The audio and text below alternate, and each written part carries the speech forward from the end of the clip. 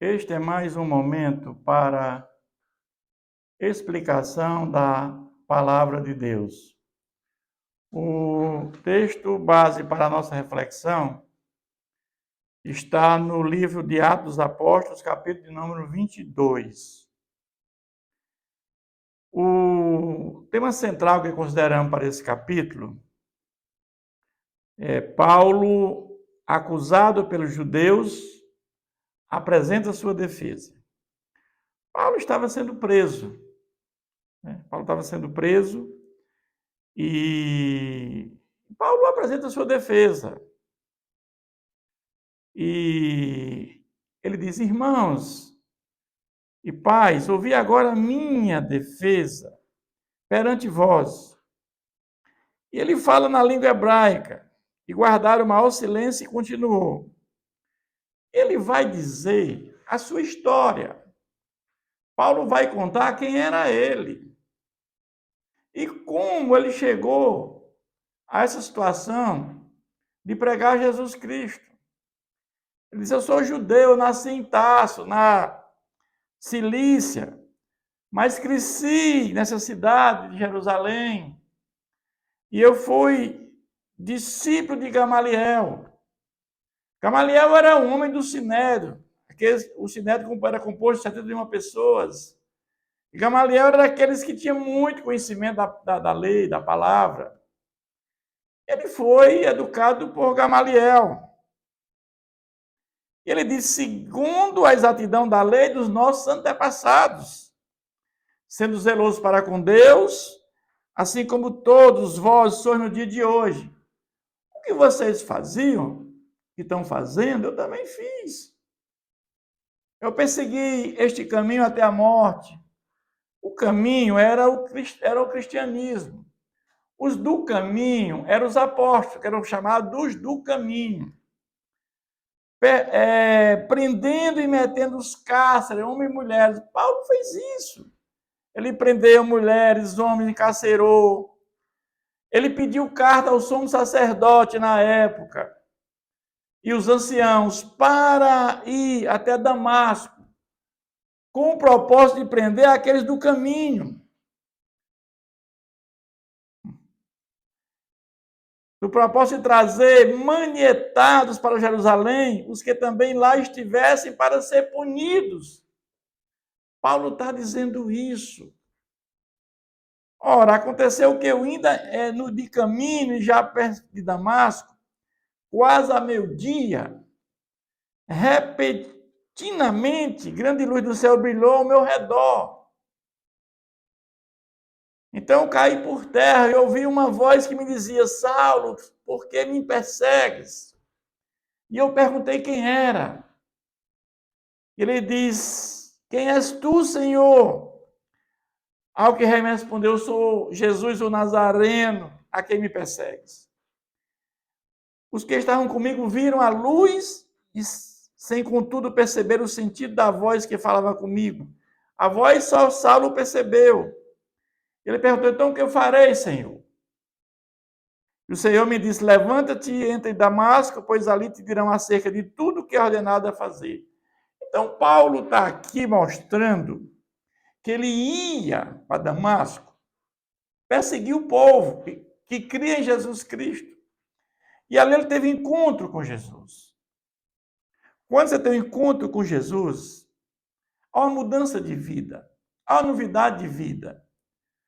Eu sempre digo, quando nós temos esse encontro com Jesus, não somos mais a mesma pessoa.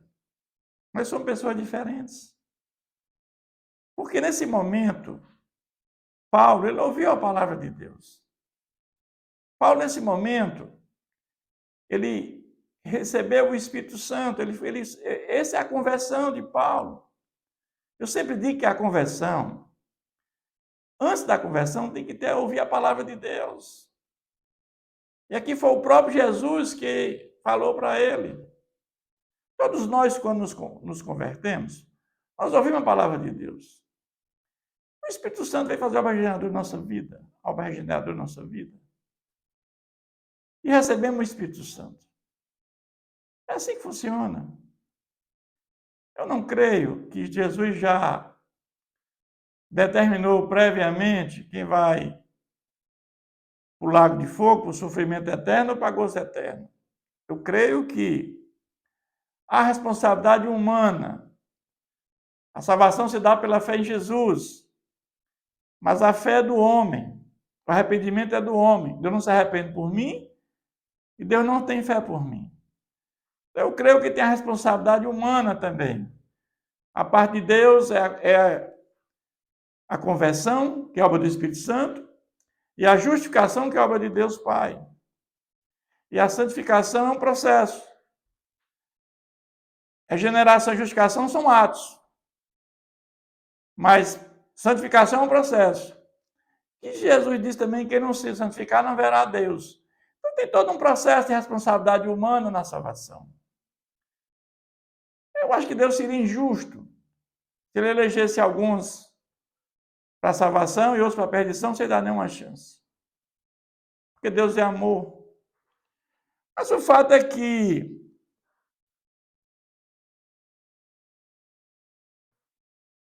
tendo ficado cego, e aí ele foi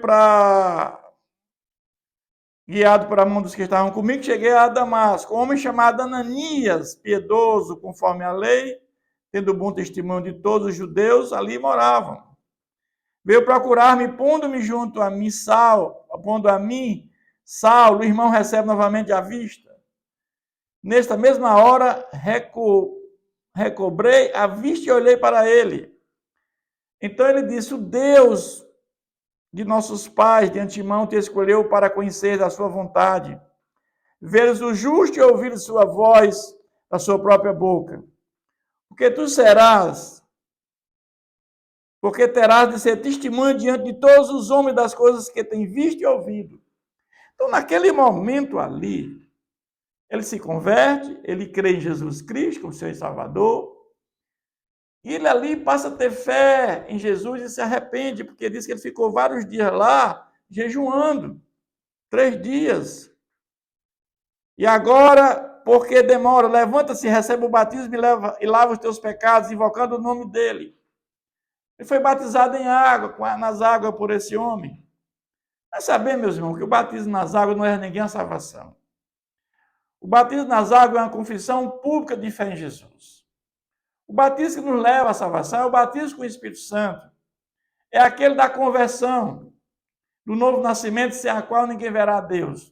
Jesus disse para Nicodemo, quem não nascer de novo, não verá o reino de Deus. E tendo eu voltado para Jerusalém, enquanto orava do templo, sobreveio-me um a estes. Aqui ele já está falando da primeira vez que ele se converteu, que ele veio a Jerusalém. E ele teve um estado de êxtase, que é como se estivesse fora de si. E vi aquele que falava comigo, apressa-te e sai logo de Jerusalém, porque não receberão o teu testemunho a meu respeito. Ou seja, na primeira vez que ele veio a Jerusalém, já convertido, essa visão diz, vai para os gentios, porque os judeus não vão querer ouvir a tua palavra. Por isso que Paulo é o apóstolo dos gentios. Lembra daquela visão que Pedro teve em Jope?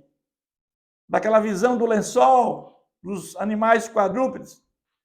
E ele chega e convence a todos que Jesus veio para todos.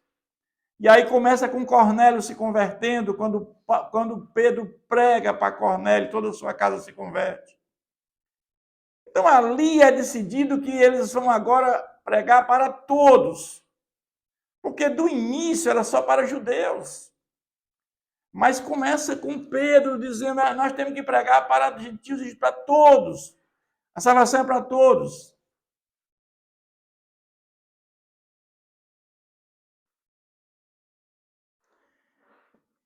Eu disse, Senhor, eles bem sabem que eu encerrava em prisão e na sinagoga açoitava os que criam em ti.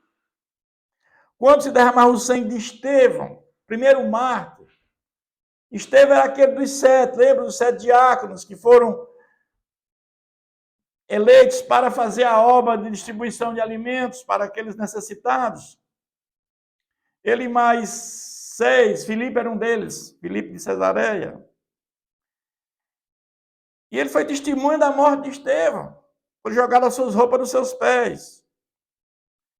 Mas Paulo livre de ser açoitado, porque quando ouviram essa palavra, então gritaram, dizendo: que é tal homem da terra, porque não convém que ele viva.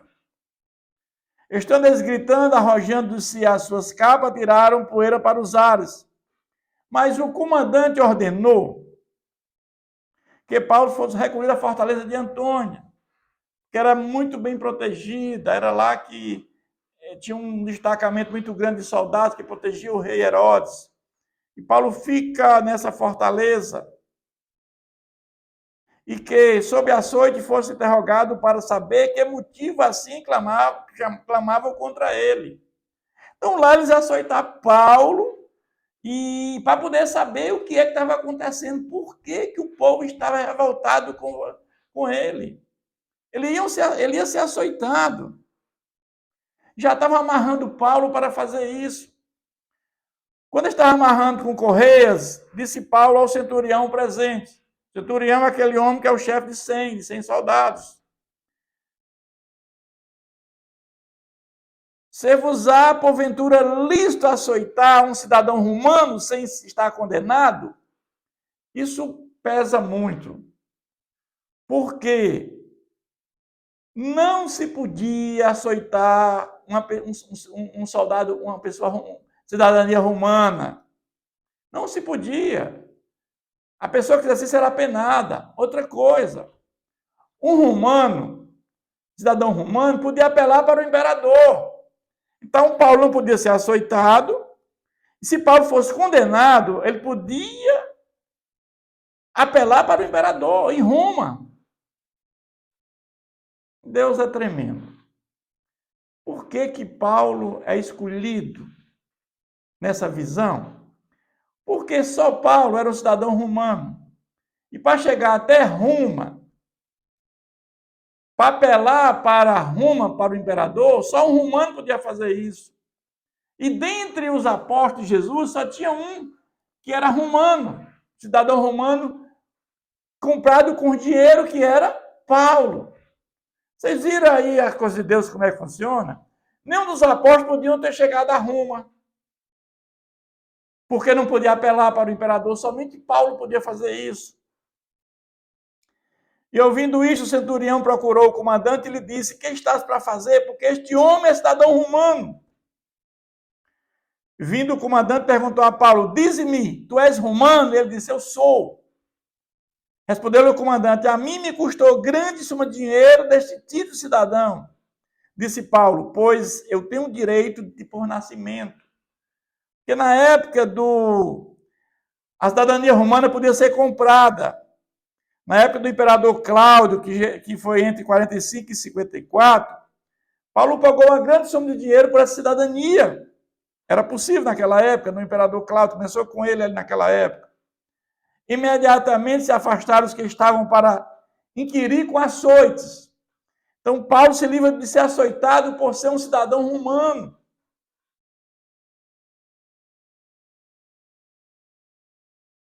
O próprio comandante sentiu-se receoso quando soube que Paulo era romano, porque o mandaram amarrar. Porque se você fizesse isso com o cidadão romano, você tinha a culpa sobre os seus ombros e aí você era penado. E Paulo conclui esse capítulo dizendo: no dia seguinte, querendo certificar-se dos motivos porque vinha sendo acusado pelos judeus, soltou e ordenou que se reunissem os principais sacerdotes e todo o sinédrio.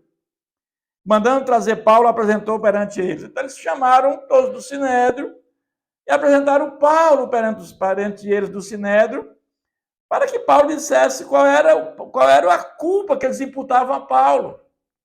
Qual o crime que Paulo estava cometendo. Mas o fato é que Paulo foi acusado pelos judeus, ele apresenta a sua defesa. É isso que esse capítulo nos diz. Então, que Deus continue nos abençoando.